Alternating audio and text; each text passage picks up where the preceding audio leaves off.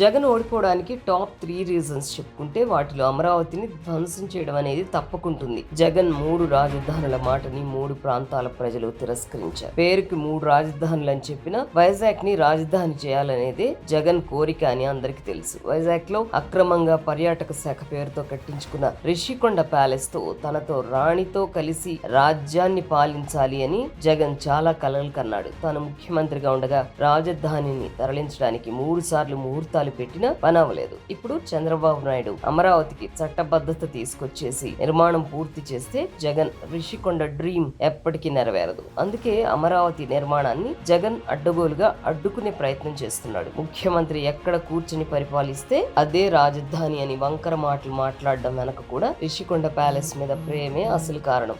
Rishikonda palace లో ఉండే chance miss అయినందుకే Jagan అమరావతిపై విషం చిమ్ముతున్నాడు. అరుంధతి సినిమాలో అరుంధతి మీద ఆశపడ్డ పశుపతిలా జగన్ ఇంకా రిషికొండ ప్యాలెస్ మీదే మోజుతో బతుకుతున్నాడు. అందుకే ఆ ప్యాలెస్ ని ఏ హోటల్ కో రిసార్ట్ కో వచ్చినా జగన్ కి దానిపై ఆశ చావదు. 600 కోట్లు పోయాయి అనుకుని దాన్ని వైజాగ్ మెంటల్ హాస్పిటల్ కి ఇచ్చేస్తే జగన్ అమరావతి గురించి మాట్లాడకుండా ఉంటాడు.